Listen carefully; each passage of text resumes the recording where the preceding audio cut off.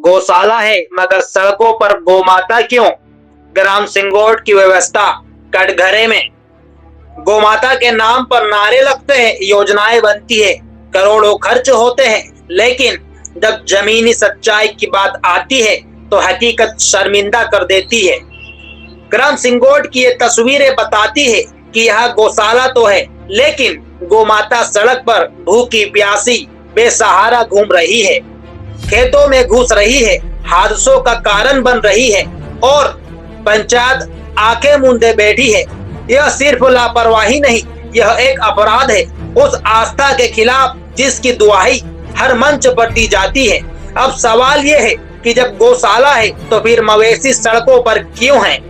ग्राम सिंगोट पंचायत में जहां लाखों रुपए की लागत से गौशाला बनी हुई है, कागजों पे व्यवस्था पूरी है, लेकिन जमीन पर गाय और बैल खुलेआम सड़कों पर घूमते नजर आ रहे हैं। ये मवेशी कभी खेतों में घुसकर फसलें बर्बाद कर देते हैं तो कभी तेज रफ्तार वाहनों के सामने आकर जानलेवा हादसों को न्योता देते हैं। ग्रामीणों का कहना है कि कई बार शिकायत करने के बाद भी पंचायत और प्रशासन मौन है।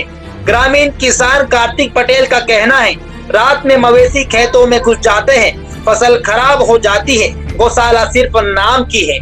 ग्राम पंचायत से सवाल है, कब से चल रही है गौशाला, उसमें कितने मवेशी है, कितने कर्मचारी तैनात हैं और खर्च कितना हो रहा है। गोरक्षा समिति से सवाल है, क्या सिर्फ सोशल मीडिया तक सीमित है गोरक्षा?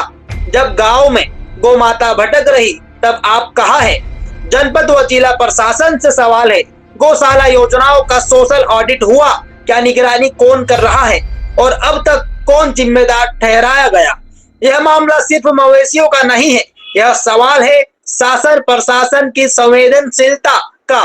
जब योजनाएं जमीन पर असफल होती है तो सिर्फ बजट नहीं, जनता की आस्था भी टूटती है। ग्राम सिंगोट की गौशाला सिर्फ एक मिसाल है, ऐसी लापरवाही पूरे प्रदेश में फैली है। अब वक्त है कि सरकार सिर्फ योजना न गिनाए, जवाब भी दे।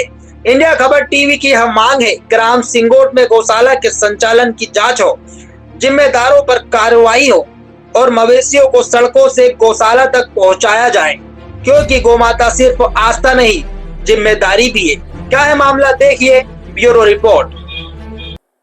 क्या नाम है आपका? कार्तिक पटेल। क्या समस्या को लेकर आपने शिकायत की है?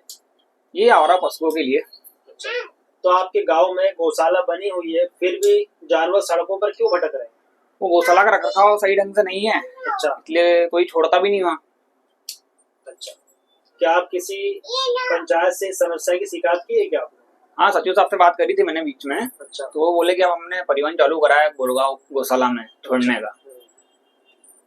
तो क्या आपको लगता है कि गौशाला सिंगोट में सिर्फ कागजों पर चल रही है? कागजों पर ही चली थी उस हिसाब से तो वो। अच्छा, तो क्या थी, जो गौचर की भूमि थी वो लोगों ने अतिक्रमण करके खेत बना लिए। हाँ, पशु कहाँ जाएंगे? बिल्कुल सही है। और अगर 20-20 गाय एक साथ किसी के खेत में जाती है तो कितना नुकसान होगा।